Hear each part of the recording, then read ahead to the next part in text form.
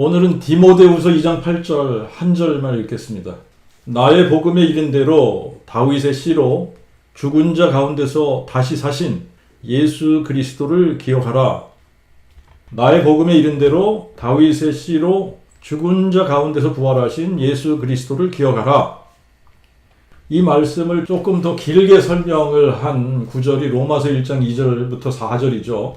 이 복음은 하나님이 선지자들을 통하여 성경에 미리 약속하신 그의 아들에 관한 것으로 그가 육신으로는 다윗의 혈통에서 나셨으나 성결의 영으로 죽은 자들 가운데서 부활하시어 능력으로 하나님의 그 아들로 인정되셨으니 곧 예수 그리스도 우리 주님이시라. 제가 목회 20년 넘게 하는 동안 성경에 이게 복음이야 라고 복음에 대한 정의를 이렇게 정확하게 내려주셨다는 것을 처음 알았다고 그랬잖아요. 그 전에는 성경에서 이게 복음이야 정의를 내려주고 있다 라고 하는 것 자체를 인지를 못했기 때문에 제가 전하던 복음은 십자가 중심의 복음, 삼위일체 하나님 중에 제2위의 하나님, 성자 하나님이 이 세상에 오셨다 가셨다. 그런 개념을 가지고 그게 복음이라고 생각을 했단 말이죠. 그런데 성경에 이렇게 너무나 확실하게 이게 그 복음이야. 그 복음이라는 것은 하나님이 선지자들을 통하여 성경에 미리 약속하신 그의 아들에 관한 것인데 그가 육신으로는 다윗의 혈통에서 나셨으나 성결의 영으로 죽은 자들 가운데서 부활하셔서 부활의 능력으로 하나님의 그 아들로 인정되신 거다. 근데 그분이 누구냐? 예수 그리스도 우리 주님이시다. 이렇게 확실하게 복음에 대한 정의를 내려주고 있다라고 하는 것을 목회를 20년 할 동안 몰랐었다는 거예요. 로마서 1장 2절부터 4절 이게 그 복음이고 이거를 한 문장으로 요약한 것이 디모데후서 2장 8절 나의 복음에 이른 대로 다윗의 씨로 죽은 자 가운데서 부활하신 예수 그리스도를 기억해라. 이게 기독교의 핵심이고 성경의 핵심이에요. 창세기부터 계시록까지 66권의 책이 있지만 성경 전체의 핵심이 뭐냐? 바로 그 복음, 다윗의 씨로 죽은 자 가운데서 부활하신 예수 그리스도. 이게 성경의 핵심이고 기독교의 핵심이에요. 모든 물체에는 중심이 있습니다. 중심이 없는 물체가 없습니다. 가장 중앙이 되는 부분을 중심이라고 이야기합니다. 중심을 잘못 잡으면 물체가 한쪽으로 쏠리게 돼요. 바퀴 같은 경우는 중심이 잘못되게 되면 제대로 굴러가질 않아요. 모든 사상이나 철학이나 종교나 학문에도 중심이 있습니다. 우리는 이런 중심을 핵심이라고 불러요. 중심이 없는 사물이 없듯이 핵심이 없는 사상이나 철학이나 종교는 없습니다. 쉽게 예를 들면 공산주의 사상에도 핵심 사상이 있어요. 공산주의의 핵심 사상은 사유재산의 철폐와 생산수단의 공공소유에 기반을 둔 사상이에요. 반면에 자본주의는 개인의 사적 소유권을 인정하고 자본을 굴려 이윤을 극대화하는 경제체제를 의미합니다. 그런데 예를 들어서 공산주의에서 사유재산을 인정하거나 생산수단을 개인의 소유로 인정하게 되면 이것은 더 이상 공산주의라고 할 수 없게 되는 겁니다. 그래서 중국 같은 경우에는 등소평 때부터 자본주의 경제체제를 도입을 했단 말이죠. 그래서 경제체제는 자본주의인데 정치체제는 사회주의를 지향하는 이상한 형태의 국가로 발전을 한 거예요. 자본주의에서도 만약에 개인의 사적 소유권을 철폐해버린다. 그러면 이거를 더 이상 자본주의라고 할 수 없는 거예요. 이와 마찬가지로 모든 생명체에도 핵심이 있습니다. 생명체의 핵심은 세포의 핵에 있어요. 그 생명체의 핵심으로서 그 생명체의 존재를 결정하는 DNA를 담고 있는 것이 세포의 핵입니다.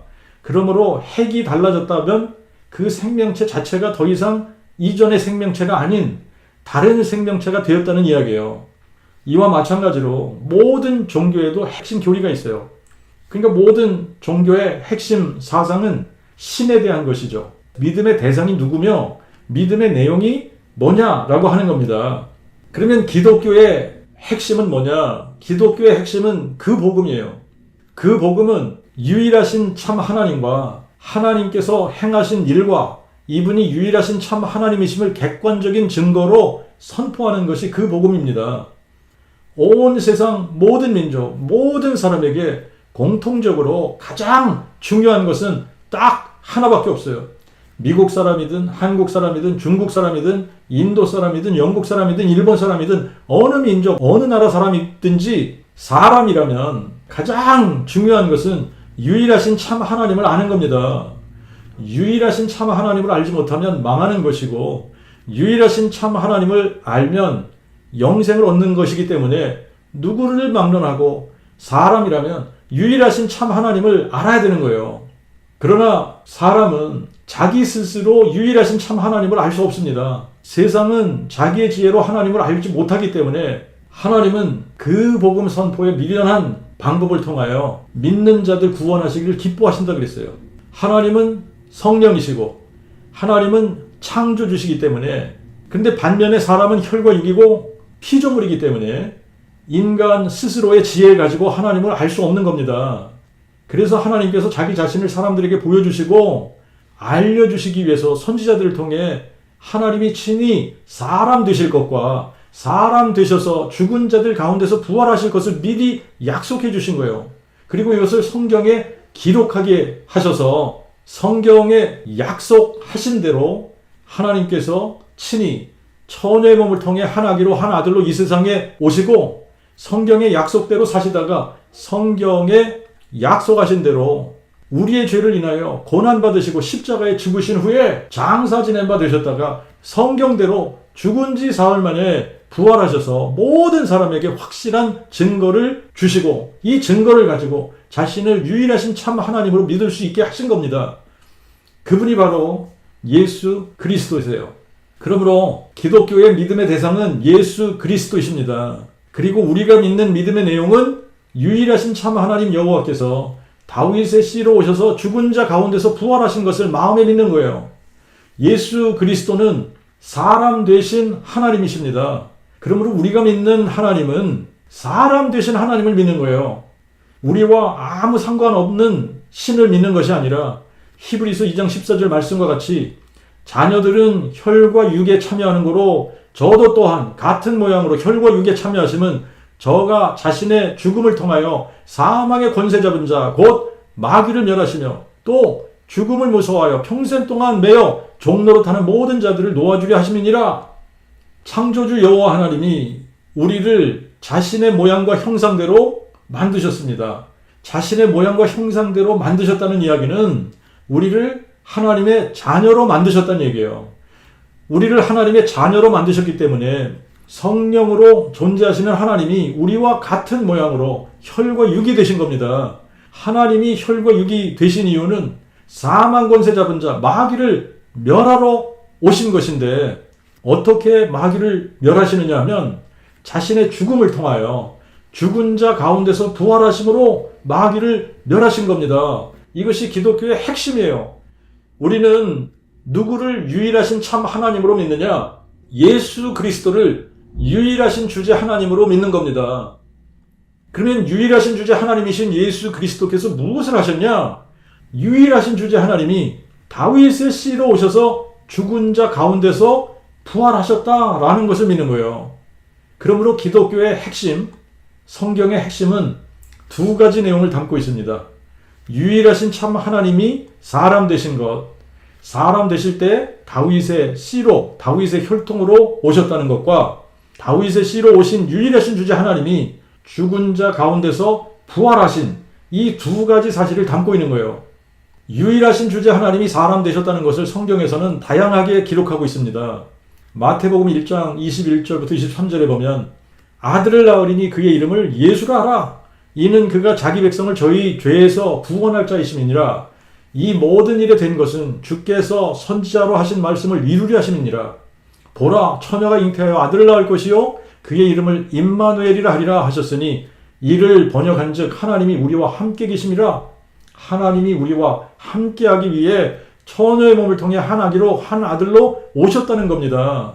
자, 이 부분을 요한복음 1장에서는 이렇게 표현을 했어요. 요한복음 1장 1절과 14절을 보면 태초에 말씀, 로고스, 혹은 생각이 계시니라.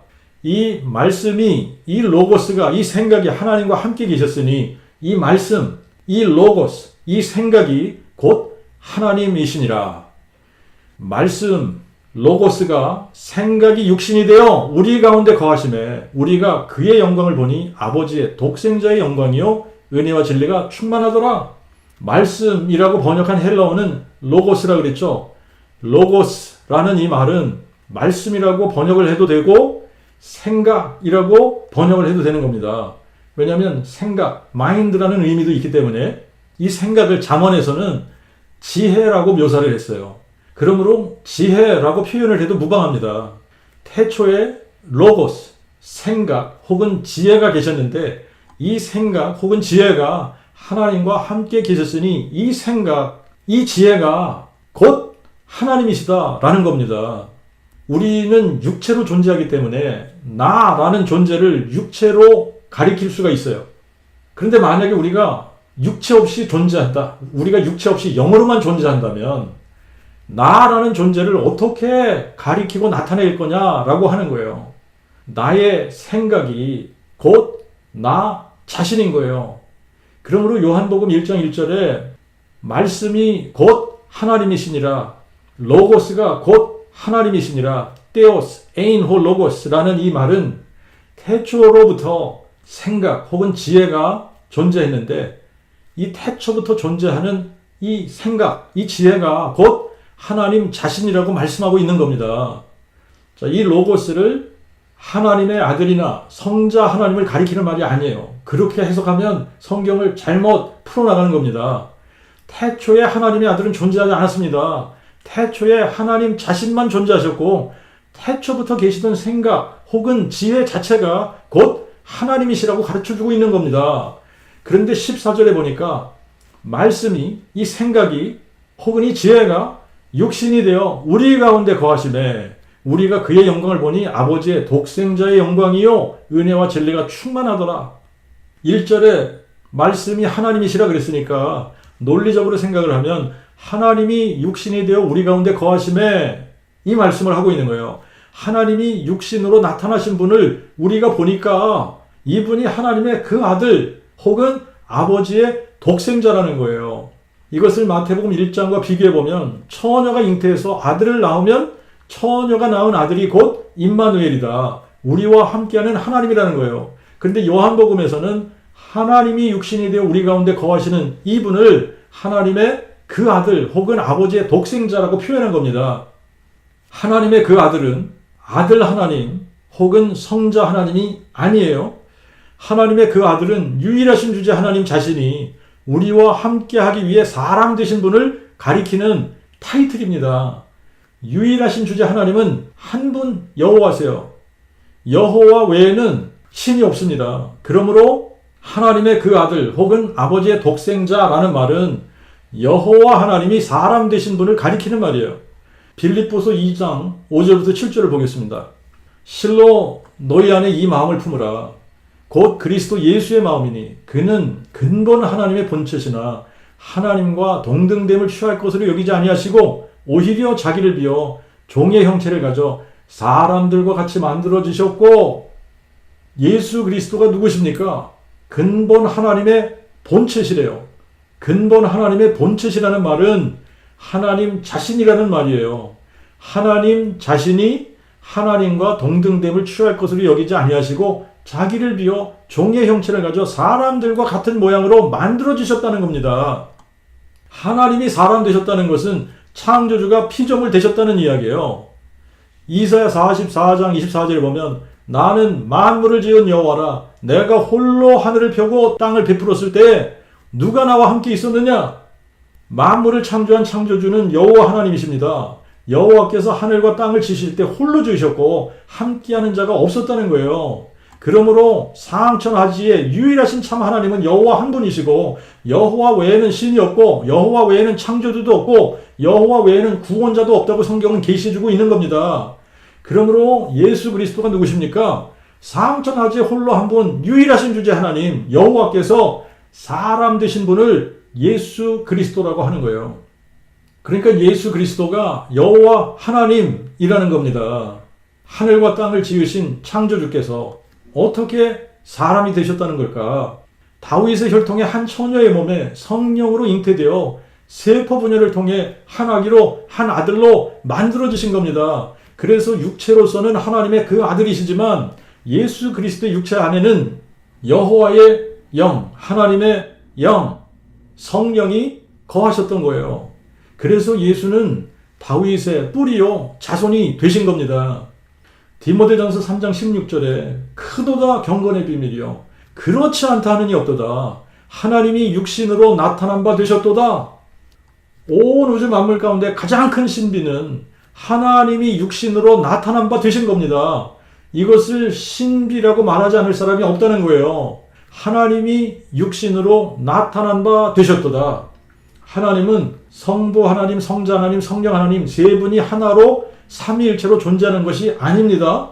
삼위일체 하나님은 없습니다. 존재하지 않아요. 사항천하지의 유일하신 참 하나님은 한 분 여호와십니다. 여호와가 하나님이시고 여호와 외에는 신이 없습니다. 여호와는 하나님의 이름이고 성령은 하나님의 본질인 거예요. 사람의 본질은 혈과 육이고 사람은 현재 한 80억 정도 이 지구촌에 존재한다 그러면 동명이인들도 있을 거고 그러니까 사람의 이름은 수도 없이 많죠. 하지만 하나님은 홀로 한 분, only one이에요. 그렇기 때문에 하나님의 이름은 여호와시고 하나님의 본질은 영이신데 거룩한 영, 즉 성령이신 겁니다. 그러므로 여호와 혹은 하나님 혹은 성령 혹은 여호와 하나님, 여호와의 영, 하나님의 영 다 같은 분을 가리키는 거예요. 때로 여호와 하나님이 어떤 하나님이신지를 나타내기 위해서 여호와 플러스 다른 어떤 명사적인 단어를 붙여서 여호와 이레, 여호와 니시, 여호와 샬롬 혹은 엘이나 엘로힘에다가 또 다른 단어를 붙여서 엘샤다이, 엘엘yon, 엘로이 이런 식으로 하나님의 어떠하심을 나타내기 위해서 컴파운드 네임을 사용하실 때가 있습니다만 하늘과 땅의 유일하신 참 하나님은 한 분이시고 그분의 이름은 여호와이신 거예요. 그리고 그분의 본질이 성령이신 겁니다. 그러므로 요한복음 3장 16절과 같이 하나님이 세상을 이처럼 사랑하사 독생자를 주셨으니 이는 저를 믿는 자마다 멸망치 않고 오직 영생을 받게 하려 하심이니라. 이런 말씀에서 오해하면 안 되는 부분이 독생자가 태초부터 계신 성자 하나님이라고 생각하면 성경을 잘못 이해하는 거예요.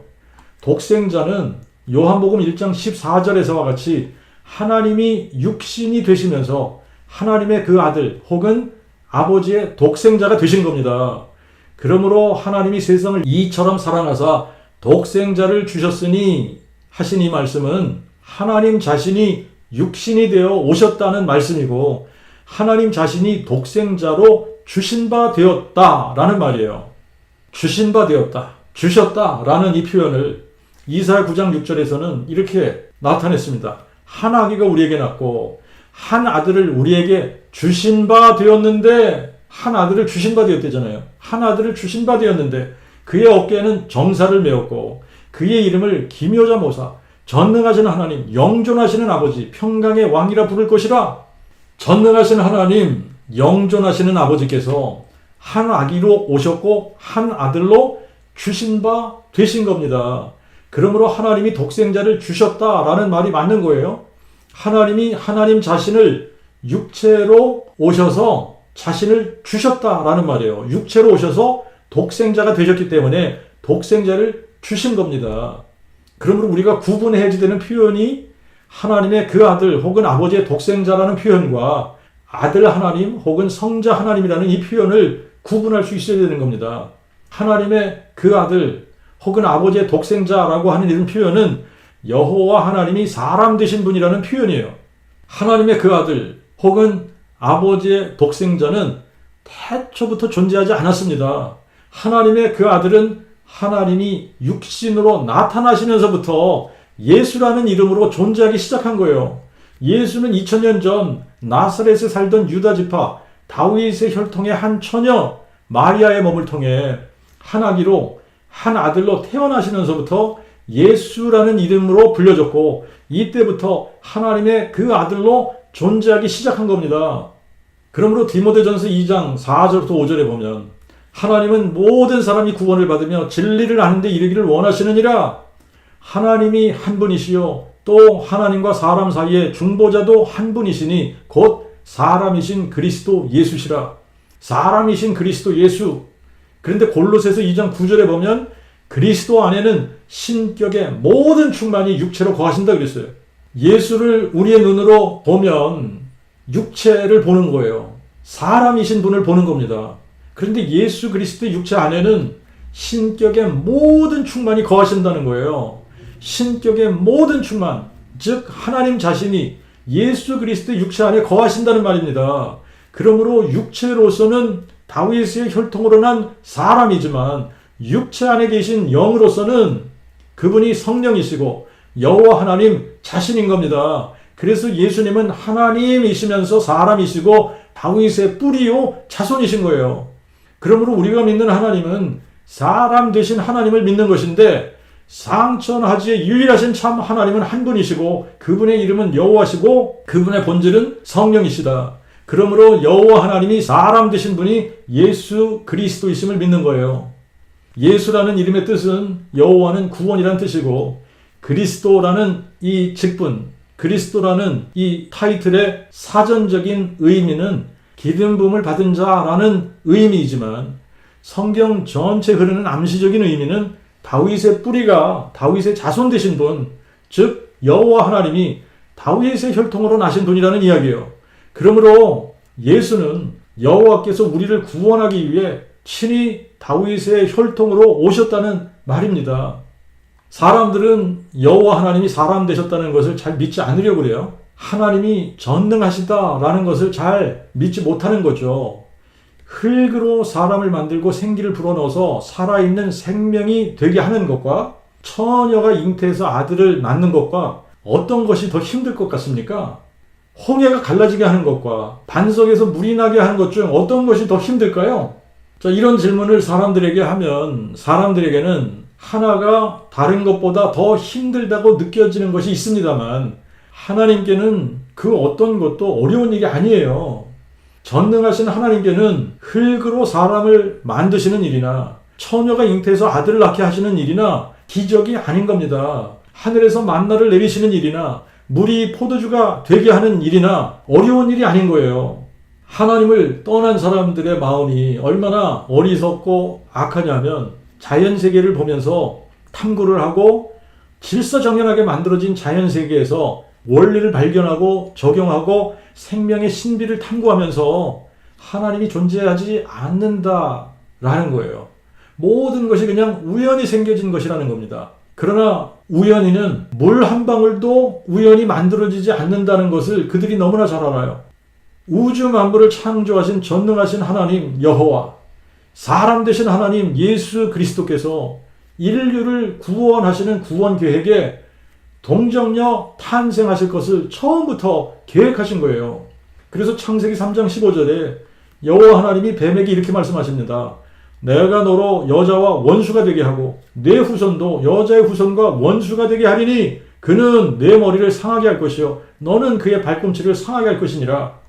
여자의 후손이 동정녀 마리아에게 나실 예수님을 의미한 것이고 그는 내 머리를 상하게 할 것이요 너는 그의 발꿈치를 상하게 할 것이라는 것은 마귀가 예수님을 십자가에 못 박아 죽이면 모든 것이 끝날 것이라고 생각을 하고 십자가에 못 박아 죽이지만 예수님께서 죽은 자 가운데서 부활하심으로 뱀의 머리, 곧 뱀이 가진 사망의 권세를 깨뜨려 버리실 것이라는 거예요. 그러므로 동정녀 탄생이라든지 십자가 사건과 부활 사건은 처음부터 계획되어진 일들입니다. 누가복음 1장 35절에 보면 천사가 마리아에게 이렇게 말합니다. 성령이 내게 임하시고 지존자의 능력이 너를 덮으시리니 그러므로 나실 바 거룩한 자를 하나님의 그 아들이라 일컬으리라. 하나님이 육신이 되신 스토리가 이 예수님 탄생 이야기죠. 예수님의 탄생은 동정녀 탄생에 관한 이야기입니다. 그래서 로마서 1장 3절에 그가 육신으로는 다윗의 혈통에서 나셨고 그랬는데 마태복음 1장과 누가복음 3장에는 예수님의 계보가 기록되어져 있어요. 마태복음 1장 1절에 아브라함과 다윗의 자손 예수 그리스도의 계보니라 이렇게 나오고, 마가복음 1장 1절에는 하나님의 그 아들 예수 그리스도 그 복음의 시작이라 예수님을 하나님의 그 아들이라고 그랬고, 누가복음 1장 30절부터 35절에 보면 천사가 말하되 마리아여 두려워 말라. 내가 하나님께 큰 은총을 입었느니라.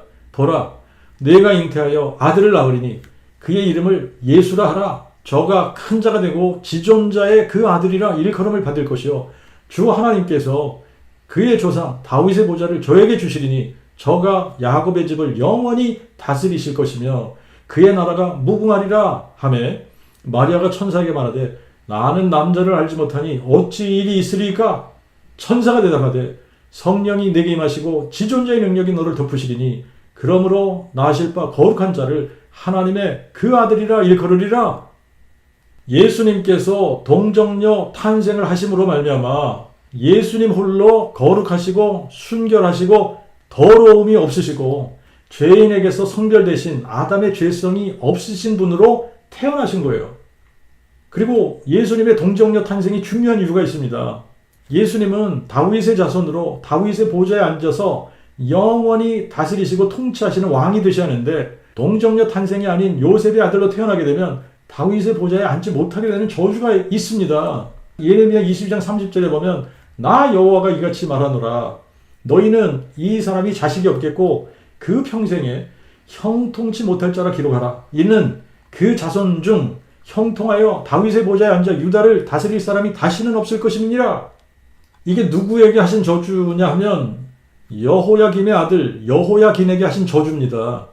여호야긴을 여고냐라고도 부르고 고냐라고도 부르는데, 여고냐에게는 이미 여러 명의 아들들이 있었기 때문에 자식이 없을 것이라는 이야기가 아니라 그의 혈통으로 다윗의 보좌에 앉을 자가 다시는 없을 것이라는 이야기입니다. 자, 이거는 인간의 힘으로 풀 수 없는 수수께끼 같은 거예요. 왜냐하면 하나님께서 다윗에게 약속하시기를 내가 네 몸에서 날 자식을 네 뒤에 세워 그의 나라를 견고케 하리라. 나는 그의 나라의 위를 영원히 견고케 하리라. 내 집과 내 나라가 내 앞에서 영원히 보존되고 내 위가 영원히 견고하리라 그러셨는데, 다윗에게 여러 아들들이 있었지만 왕위를 계승할 아들은 솔로몬이었죠. 그리고 솔로몬이 르호보암을 세우고 왕권이 물려지는 합법적인 다윗의 라인이 된 거예요. 그 라인이 바로 여고냐의 혈통인데, 여고냐의 혈통이라야 다윗의 보좌에 앉을 수 있는 합법적인 왕위를 계승할 수 있는 라인인데, 만약에 예수님이 요셉의 아들로 태어나게 되면 여고냐의 직계 혈통이 되어지기 때문에 여고냐의 저주를 받아서 다윗의 보좌에 오르지 못하게 되는 딜레마에 빠지게 되는 겁니다. 그래서 예레미야 22장 30절에 여고냐를 저주한 이 저주 때문에 사람으로 해결하기 불가능한 딜레마가 생긴 거예요. 왜냐하면 메시아가 되기 위해서는 세 가지 조건이 갖춰져야지 되는데, 첫 번째가 사무엘하 7장에서 하나님이 다윗에게 약속한 그 약속을 지키시려면 메시아는 다윗의 직계 자손이 되어야만 합니다. 두 번째, 메시아는 합법적으로 다윗의 보좌에 앉기 위해서 여고냐의 계보를 타고 등장을 해야 합법적으로 다윗의 보좌에 앉을 수가 있는 거예요. 그리고 세 번째, 메시아는 혈통으로 여고냐의 혈통으로 태어나면 다윗의 보좌에 앉을 수 없다는 저주가 있는 겁니다. 그러니까 혈통으로 여고냐의 혈통이 되면 안 되는 거죠. 여고냐의 혈통은 아닌데 여고냐의 계보에 올라야지 되는 겁니다. 자, 이 세 가지 조건을 다 갖추려면 인간의 방법으로는 이게 불가능해요. 왜냐하면 두 번째와 세 번째 조건이 서로 상반되는 조건이기 때문에 이 불가능한 조건입니다. 인간의 방법과 지혜로는 이 딜레마를 해결할 방법이 없어요. 오직 전능하신 하나님의 지혜와 능력으로만 이게 해결이 가능한 거예요. 그 방법이 바로 동정녀 탄생입니다. 예수님은 요셉과 마리아 사이에서 태어난 것이 아니라 동정녀 마리아가 성령으로 잉태해서 낳은 아들이에요. 하지만 요셉이 예수님을 자기 아들로 호적에 올렸기 때문에 두 번째와 세 번째 조건이 만족이 된 거예요. 합법적으로 여고냐의 계보에 올랐습니다. 그래서 다윗의 보좌에 앉을 수 있게 되신 거예요. 그리고 세 번째로 예수님은 여고냐 혈통이 아니시기 때문에 여고냐의 저주를 피하게 되신 거예요. 자, 그러면 이제 마지막 한 가지 조건이 메시아는 다윗의 직계 자손으로 등장을 해야지 되는데, 이 조건은 마리아를 통해 해결이 되는 거예요. 마리아의 계보를 누가복음 3장에 가서 보면 마태복음의 계보와 다른 것이 있습니다. 솔로몬으로부터 요셉까지 계보가 다 달라요. 그런데 다윗부터 그 위로는 동일한 계보예요. 다윗이 밧세바를 통해 4명의 아들을 두는데 그 중에 하나가 나단이라는 아들이에요. 마리아는 바로 이 다윗의 아들 나단을 통해 다윗의 직계 자손으로 등장을 한 겁니다. 그래서 예수님은 마리아의 아들로 태어나기 때문에 다윗의 직계 자손이 된 거예요. 그래서 이 조건도 만족을 시키신 겁니다. 또 예수님의 탄생이 동정녀 탄생이 아니라면 예수님은 인류의 죄를 위해 대속의 죽음을 죽으실 수 없게 되는 거예요. 하나님께서 요구하시는 희생의 제물은 흠이 없는 제물입니다. 죄가 없는 제물을 원하시는 거예요. 만약에 예수님이 요셉의 아들로 태어났다면 아담의 죄를 그대로 안고 아담의 형상대로 태어나서 그도 역시 누군가 자신의 죄의 문제를 해결하기 위해 대속의 죽음을 죽어줄 사람이 필요한 사람이 되는 겁니다. 그런데 요한일서 3장 5절에 보니까 그리스도가 우리 죄를 없이 하시려고 나타나신 바 된 것을 너희가 아나니 그에게는 죄가 없으시니라. 보이지 않는 하나님이 친히 육신이 되어 오셨는데 그 육체로 오신 하나님을 우리가 하나님의 그 아들 그리스도라고 부르는 것이고 그분이 바로 예수 그리스도 나사렛 예수였던 겁니다. 그러므로 예수님에게는 죄가 없으신 거예요. 여러분, 죄가 뭐냐면 하나님을 마음의 보좌에서 몰아내고 자기가 그 자리에 앉은 것이 죄입니다. 근데 예수님은 자신이 완전한 하나님이신 동시에 완전한 인간이기 때문에 제물로 단번에 자기 자신의 몸을 들여서 완전한 제사를 드리실 수 있었던 거예요. 예수님의 동정녀 탄생은 신화가 아니라 그 복음입니다. 사실이고 신비예요. 예수님을 겉으로 보면 우리와 똑같은 사람이기 때문에 이분을 유일하신 주제 여호와 하나님이 사람 되신 분이라고 알 수 있는 방법이 없습니다. 그래서 예수님이 이거를 증명해 주셔야만 우리가 예수를 유일하신 주제 여호와 하나님으로 알고 믿을 수 있는 거예요. 예수님은 공생애를 시작하시면서부터 사람으로서는 할 수 없는 수많은 기적들을 보여주시면서 내가 그니라 내가 여호와니라를 선포하셨습니다. 그리고 요한복음 8장 24절에 너희가 만일 내가 그인 줄 믿지 아니하면 너희가 너희 죄 가운데서 죽으리라 이렇게 말씀을 하셨고 나는 처음부터 너희에게 말하여온 자니라 라고 말씀하셨어요. 그리고 요한복음 11장 25절에는 나는 부활이요 생명이니 나를 믿는 자는 죽어도 살겠고 무릇 살아서 나를 믿는 자는 영원히 죽지 아니하리라 말씀을 하셨습니다. 요한복음 14장 6절과 7절에는 나는 길이요 진리요 생명이니 나로 말미암지 않고는 아무도 아버지께로 올 자가 없느니라. 너희가 나를 알았다면 내 아버지도 또한 알았으리라. 그리고 이제부터 너희가 그를 알았고 또 그를 보았느니라. 나로 말미암지 않고는 아무도 아버지께로 올 자가 없는 이유는 예수님이 아버지가 아들 되신 분이기 때문에 그래요. 아버지가 아들 되신 분. 그래서 예수님은 아버지이시면서 아들이신 거예요. 뿌리요 자손이십니다. 그래서 예수님만이 길이고 진리고 생명이신 거예요. 너희가 나를 알았으면 내 아버지도 알았으리라. 그러시면서 이제부터는 너희가 그를 알았고 또 그를 보았느니라 그러셨어요. 이 얘기는 내가 아버지니라. 내가 아버지야. 그런데 사람이 되면서 아들이 된 거야. 이 말씀을 하시는 거예요. 그래서 너희가 나를 알았으면 내 아버지도 아는 거야. 너희가 나를 보았으면 아버지를 본 거야. 그러니까 이제부터는 너희가 그를 알았고 또 그를 본 거다라고 말씀하시는 겁니다. 예수님 자신도 내가 그니라를 선포하셨고 나는 부활이요 생명이라고 선포하셨으니까 예수님 자신이 부활이요 생명이시고 예수님 자신이 정말 여호와 하나님이라는 사실을 증명하실 수 있는 방법은 자신이 죽은 자 가운데서 부활하는 길밖에 없는 겁니다. 이사 25장 8절에 여호와께서 사망을 삼키고 승리하실 것이요 대주제 여호와께서 모든 얼굴에서 눈물을 씻기시며 그의 백성의 수치를 온 천하에서 제하시리라. 여호와께서 말씀하셨느니라. 그날의 사람들이 보라 이는 우리 하나님이시라. 우리가 그를 기다렸으니 그가 우리를 구원하시리라. 이는 여호와시라. 우리가 그를 기다렸으니 우리는 그의 구원을 기뻐하며 즐거워하리라 할 것이며 사망을 삼키고 승리하신다는 것은 뱀의 머리를 상하게 하신다는 말씀이에요. 죽은 자들 가운데서 부활하신다는 말씀입니다. 마귀를 멸하신다는 말씀이에요. 그러면 누가 사망을 삼키고 승리하신다는 약속을 하셨냐? 여호와께서 하신 약속이에요. 여호와께서 하시겠다는 거예요. 그런데 실제로 사망을 삼키고 승리하신 분이 누구십니까? 예수 그리스도세요. 그러므로 예수는 여호와께서 사망을 삼키고 승리하기 위해 친히 사람 되신 분이신 거예요. 예수님이 부활이요 생명, 즉 죽은 자를 살리시는 하나님 여호와시고, 예수님이 없는 것을 있는 것처럼 부르시는 창조주 여호와 하나님이시라는 겁니다. 이렇게 예수님이 죽은 자들 가운데서 부활하시고 나서야 사람들이 보라, 이는 우리 하나님이시라, 우리가 그를 기다렸으니 그가 우리를 구원하시리라, 이는 여호와시라, 우리가 그를 기다렸으니 우리는 그의 구원을 기뻐하며 즐거워하리라 한다는 겁니다. 실제로 예수님이 부활하시기 전에는 사람들이 예수님이 누군지 잘 몰랐어요. 그가 죽은 자 가운데서 부활하신 후에야 제자들이 비로소 그들에게 하신 말씀을 기억하고 성경과 및 예수의 하신 말씀을 믿게 되었더라. 예수님이 부활하시기까지 그가 죽은 자 가운데서 다시 살아야 하리라 하신 성경을 깨닫지 못했던 거예요. 예수님이 부활하시고 난 후에야 제자들이 예수님을 향해 나의 주, 나의 하나님이시니다, 이렇게 고백할 수 있었던 겁니다. 부활의 능력이 아니고는 아무도 하나님의 그 아들 여호와 하나님이 사람 되신 분이심을 증명할 방법이 없는 겁니다. 그러므로 다윗의 씨로 죽은 자들 가운데서 부활하신 예수 그리스도만이 유일하신 참 하나님 여호와께서 사람 되시면서 하나님의 그 아들 그리스도가 되신 분이십니다. 나사렛 예수는 역사적인 인물이에요.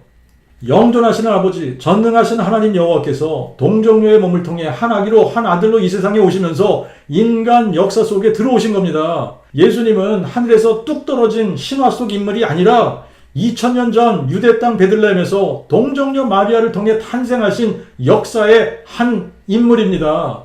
동방에서 예물을 들고 경배하러 찾아온 동방의 박사들의 방문을 받으셨고, 아기 예수를 죽이기 위해 헤롯이 베들레헴에 태어난 남자 아기들을 죽일 때에 애굽으로 피신하셨다가 헤롯이 죽고 난 후에 갈릴리 나사렛이란 동네에서 자라고, 그래서 나사렛 예수라 불리게 된 것이고, 목수의 아들로 불려졌고, 또 이복 형제로서는 야고보, 요새, 시몬, 유다가 있었고, 30세쯤 되어서 요단강에서 침례 요한에게 침례를 받으셨고, 베드로, 야고보, 요한, 안드레, 빌립, 바돌로메, 도마, 마테, 알페오의 아들 야고보와 야고보의 형제 유다, 그리고 열심당원 시몬과 가롯 유다를 제자로 두었습니다.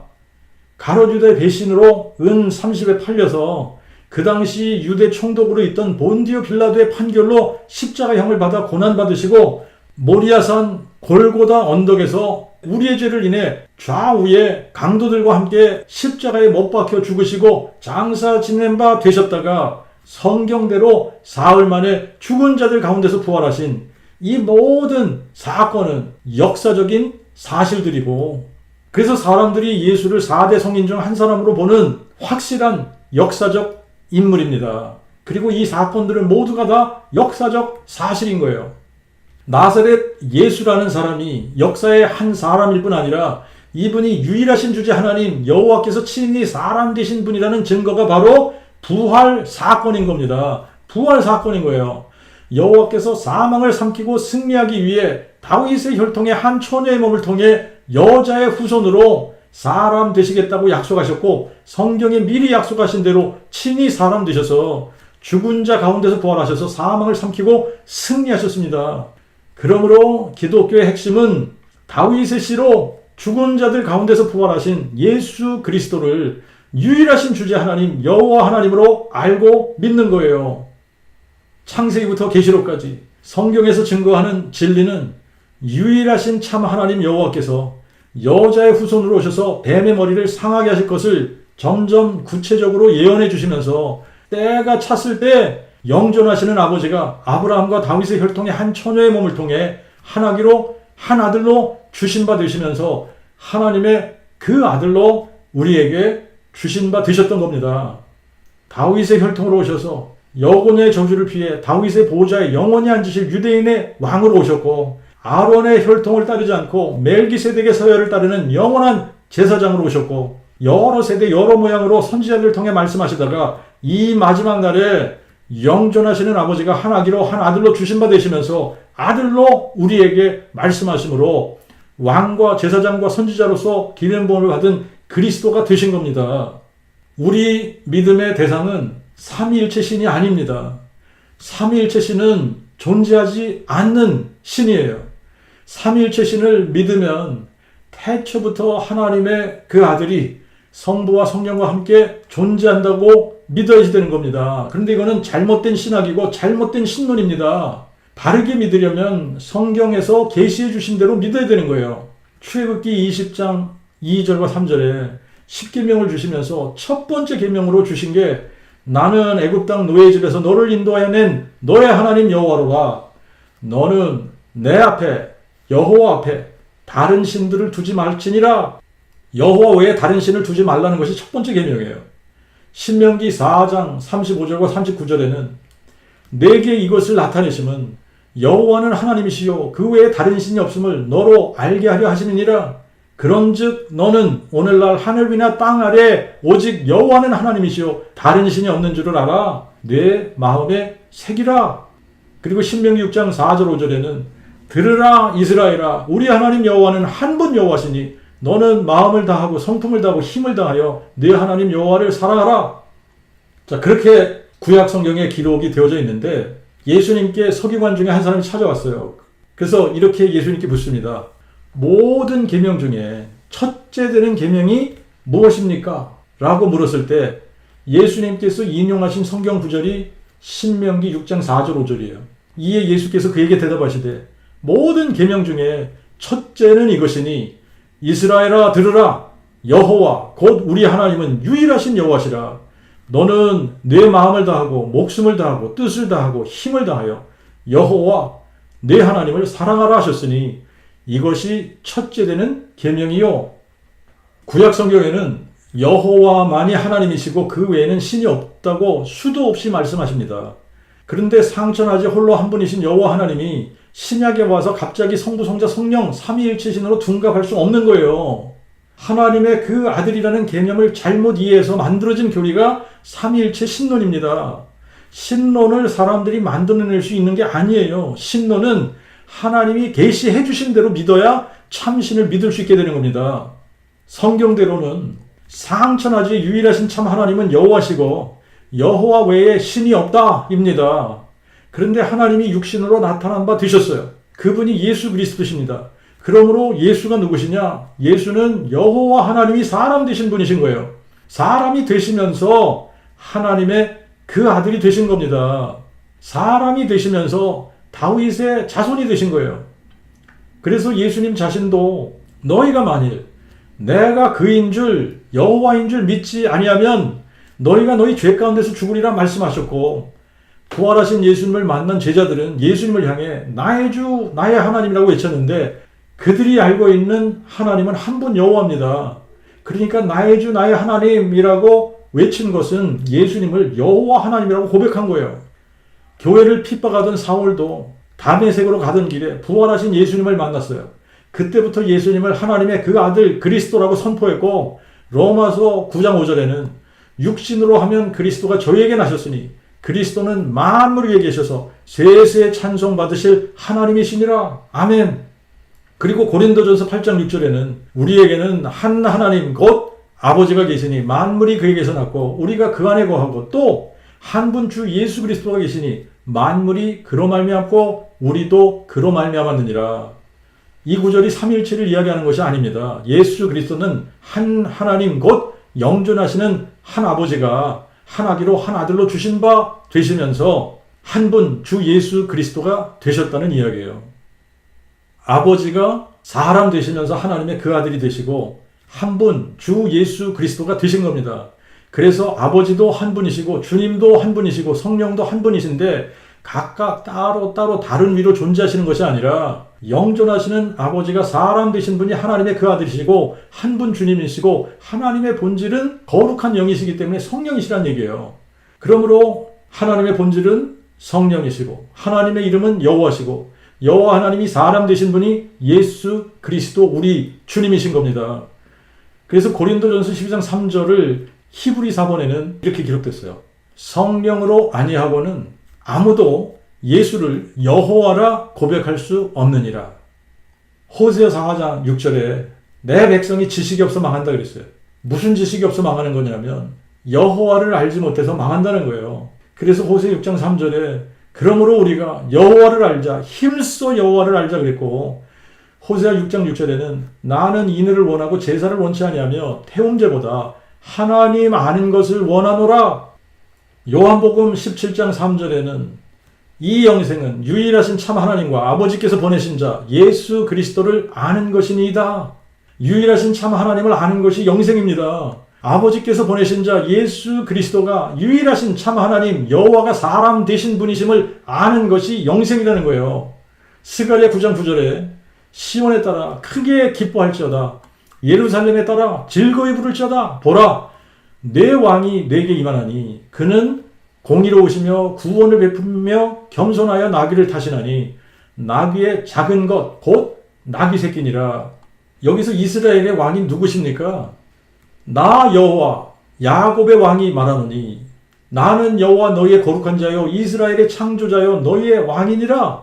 이스라엘의 왕인 여호와 이스라엘의 대속주인 나 만군의 여호와가 말하노라.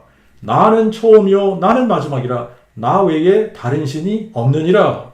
여호와가 이스라엘의 왕이신데 나귀의 작은 것 곧 나귀 새끼를 타신다고 했는데 나귀 새끼를 타고 예루살렘에 입성하신 분이 누구십니까? 예수 그리스도세요. 그러므로 예수는 여호와 하나님이 사람 되신 분이신 거예요. 예수와 여호와는 동일한 하나님이십니다. 예수가 여호와이신 거예요. 스가랴 11장 12절 13절에는 은 30을 달아서 내 값을 삼았다 그랬는데 내 값은 여호와 하나님을 가리키는 말이에요. 그러므로 여호와 하나님이 은 30에 팔리실 것을 예언한 것이고 정확하게 은 30에 팔리신 분이 예수님이십니다. 그리고 스가랴 12장 10절에 내가 다윗의 집과 예루살렘 거민에게 은총과 간구하는 심령을 부어주리니 그들의 찌른 바 나를 바라보고 그랬는데 여기서 나는 여호와를 의미하는 대명사예요. 그러므로 그들의 찌른 바 나 여호와를 바라보고 이 말이에요. 근데 실제로 찔리신 분이 누구십니까? 예수님이시잖아요. 그러므로 예수님이 누구시라는 거예요? 예수님이 여호와시라는 거예요. 예수님이 여호와 하나님이 사람 되신 분이 예수 그리스도이신 겁니다. 그리고 스가랴 14장에는 여호와의 그 날이 이르면 여호와께서 임하실 것이고 여호와께서 온 땅의 왕이 되시고 그날에는 여호와께서 홀로 하나이실 것이요 그의 이름이 홀로 하나이실 것이라 그랬습니다. 그런데 계시록에 보면 여호와의 날 세상에 임하시는 분이 누구냐? 예수 그리스도이십니다. 예수 그리스도가 만왕의 왕이 되시고 만주의 주제이신 여호와 하나님으로 이 세상에 다시 오시는 거예요. 그래서 계시록 1장 8절, 11절, 17절, 18절 그리고 22장 13절, 16절에 예수님께서 이렇게 말씀하십니다. 주께서 이르시되, 여기서 예수님께서 말씀하시는 거예요. 나는 알파 오메가 곧 처음과 나중이라. 이제도 있고 전에도 있었고 장차 올 자요 전능자라. 나는 알파 오메가 곧 처음과 나중이라. 나는 처음이요 나중이니 곧 산자라. 그러나 내가 죽었었노라. 나는 알파 오메가요 처음과 나중이요 시작과 끝이라. 나 예수는 내 천사를 보내어 교회들을 위하여 이것들을 너희에게 증거하게 하여노라. 나는 다윗의 뿌리요 자손이니 곧 광명한 새벽별이니라. 우리가 믿는 믿음의 대상 예수 그리스도가 다윗의 뿌리요 자손이십니다. 다윗의 뿌리요 자손이라는 말은 다윗의 뿌리이신 하나님이시면서 다윗의 자손 사람이라는 말이에요. 그러니까 다윗의 뿌리가 다윗의 자손 되신 분이라는 말입니다. 그리고 또 이 말은 다윗의 뿌리이신 여호와 하나님이 사람 되시면서 다윗의 혈통으로 태어나서 다윗의 자손 되신 분이다 이 말이에요. 예수가 유일하신 주제 여호와 하나님이 사람 되신 분이심을 어떻게 알고 믿는다고 그랬죠? 다윗의 씨로 오셔서 죽은 자 가운데서 부활하신 이 역사적 사실을 통해 예수를 유일하신 주제 여호와 하나님으로 알고 믿는 겁니다. 이것이 기독교의 가장 핵심이에요. 그러므로 구원받는 유일한 길은 로마서 10장 9절부터 13절 내 입으로 예수를 주로 시인하며 그랬는데 여기서 주는 대문자 큐리오스입니다. 대문자로 큐리온 예순 이렇게 기록했는데 대문자일 경우에는 주로 여호와를 대문자로 표기를 한 거예요. 큐리오스라고 대문자로 표기했을 때는 주라고 번역하기보다는 여호와, 이거를 대문자로 표기를 했단 말이죠. 자, 그러니까 여기서도 내 입으로 예수를 주로 시인하며 라고 했을 때 이 주가 여호와일 가능성이 크다는 얘기예요. 자, 그러면 고린도전서 12장 3절과 같은 맥락이죠. 내 입으로 예수를 여호와로 시인하며 또 하나님이 그를 죽은 자 가운데서 살리신 것을 내 마음에 믿으면 구원을 받으리니 사람이 마음으로 믿어 의에 이르고 입으로 시인하여 구원에 이르느니라. 성경에 이르기를 누구든지 저를 믿는 자는 부끄러움을 당치 아니하리라 하였으니 유대인에게나 헬라인에게나 차별이 없느니라. 이는 그가 만유의 동일한 주제가 되사 자기를 부르는 모든 자에게 부요하심으로 누구든지 여호와의 이름을 부르는 자는 구원을 얻으리라 하셨음이니라. 예수님이 여호와 하나님이 아니라면 우리가 예수의 이름을 불러서 구원을 받는데 예수의 이름 외에 천하에 구원받을 만한 다른 이름을 주신 일이 없다라고 하신 말씀과 누구든지 여호와의 이름을 부르는 자는 구원을 얻으리라는 말씀이 거짓말이 되는 거예요.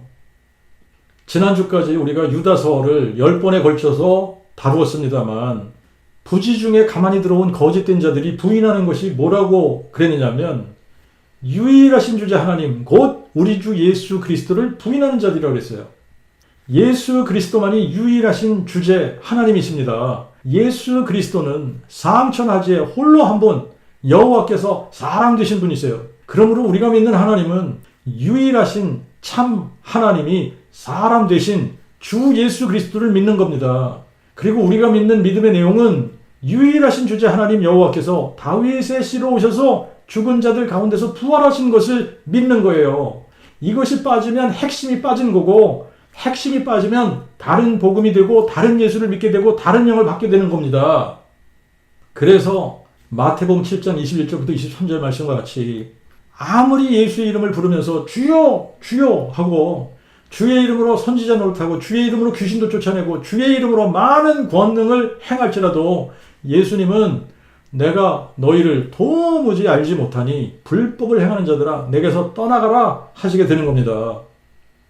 다윗의 씨로 죽은 자 가운데서 부활하신 예수 그리스도를 유일하신 주제 여호와 하나님으로 마음에 믿어 영생을 얻고 예수 부활의 증인이 되어 함께 주님 오신 그날까지 그 복음 선포하시는 저와 여러분 되시기를 축원합니다.